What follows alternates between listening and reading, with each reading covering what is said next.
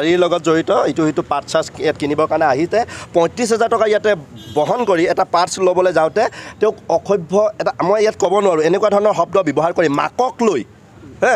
মহিলাক লৈ এনেকুৱা ধৰণৰ শব্দ ব্যৱহাৰ কৰি তেওঁক দম দিছে আমি কৈছিলোঁ যে আপোনালোকে আহক এনেকৈ কেনেকৈ দম দিব লগা হ'ল এতিয়াতো ৩৫,০০০ টকাটো ইয়াতে ফচিয়ে আছে বস্তু আছে এতিয়া কথাটো হৈছে যে এবাৰ কি কাৰণে এনেকুৱা শব্দ ব্যৱহাৰ কৰিব লগা হ'ল দম দিব লগা হ'ল দহুতীয়া বুলি ভাই এটাক তো এই কথা বতৰাবিলাক আমি এবাৰ পাতোচোন আহক থানা চাৰিলৈকে বুলি মাতিছিলোঁ তেওঁলোকক 4 বজালৈকে সময় দিছিলোঁ তেখেতসকলে নাহিলে এতিয়া আমি বিচাৰিছোঁ যে যেতিয়ালৈকে এই কথা বতৰাবিলাকৰ মীমাংসা নহয় আমাৰ ল'ৰাবিলাকক এই ধৰণৰ মাকক লৈ ভনীয়েকক লৈ শব্দ ব্যৱহাৰ কৰি গালি দিয়া পৰম্পৰাটো তেওঁলোকে শেষ কৰিম বুলি আমাক যেতিয়ালৈকে ভাল ধৰণে কথা বতৰাবিলাক নহ'ব তেতিয়ালৈকে তেওঁৰ দোকানটো বন্ধ কৰি ৰাখিব লাগিব আমি 24 ঘণ্টা সীমা বান্ধি দিছোঁ ইয়াতে এটা সাংঘাতিক এটা গুণ্ডা প্ৰকৃতিৰ মানুহ বুলি আমি অনুভৱ কৰিছোঁ ইয়াৰ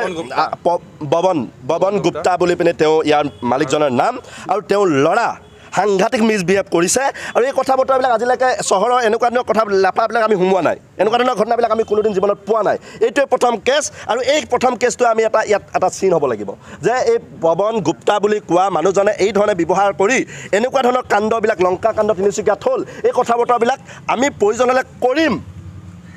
ৰেকৰ্ডত ৰাখিছোঁ আৰু পুলিচ প্ৰশাসনক কৈছোঁ আপোনালোকে অথনিৰ পৰা চাই আছোঁ আমাৰ গাড়ী য'ত যায় তেওঁলোকৰ গাড়ী পিছে পিছে দৌৰি আছে আৰে বাবা আমাৰ যে দহুতীয়া বুলি কোৱাজনক যে দম দিলে ইয়াত যে ৩৫,০০০ টকা দিয়াৰ পিছতো পাৰ্চ নিদিলে আজিও পইচা ফচি আছে ইয়াতে তেতিয়া আপোনালোকৰ গাড়ী ক'ত দৌৰি আছিলে এতিয়া আপোনালোকে দায়িত্ব লওক যে এই কেছটো যদি মীমাংসা নকৰে 24 ঘণ্টা যদি উকলি যায় আপোনালোকে আগৰ বেলেগ জিলাত যিবিলাক কথা বতৰাবিলাক হৈ গৈছে শিৱসাগৰ উৎকৃষ্ট উদাহৰণ এনেকুৱা ধৰণৰ কাণ্ড বুলি হ'ব নালাগে তেতিয়াহ'লে আপোনালোকক কৈছোঁ যে আপোনালোকে দায়িত্ব লৈ গোটেই বিষয়টো মীমাংসা আনাই দিয়ক অন্যথা 24 ঘণ্টাৰ পিছত আমি দায়িত্ব লৈছোঁ জীৱন যাব ইয়াতে গুচি যাওক ডিঙি এটুকুৰা কিন্তু আমি বচন দিছোঁ যে ইয়াৰ পৰৱৰ্তী কাৰ্যসূচীবিলাকত এওঁৰ কাৰণে গুপ্তাৰ কাৰণে সমগ্ৰ তিনিচুকীয়া চহৰৰ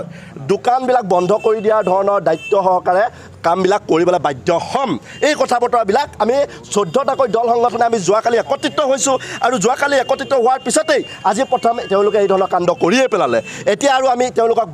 মৰণ দয়া চকুৰে নাচাম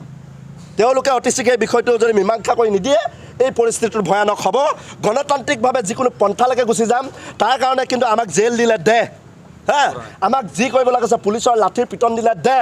কিন্তু আমি কৰিম বুলি কৈছোঁ এই বাবলু দহুতীয়াক আমি ন্যায় দিম বুলি কৈছোঁ দিম এই কথা বতৰাবিলাক আমি আটাইকেইটা সংগঠন ইয়াতে আমাৰ লাচি থানা বা খিলঞ্জীয়া যুৱ মঞ্চ বা মটক যুৱ ছাত্ৰ সন্মিলনৰ কেডাৰসকল আছে মৰাণ ছাত্ৰ সন্থা আছে অন্যান্য আছু এজেঞ্চি আদি প্ৰতিটো জনগোষ্ঠীৰ লগত আমি কথা বতৰাখিনি পাতি এইখিনি কথা বতৰা আমাৰ মুখেদি আপোনালোকক অৱগত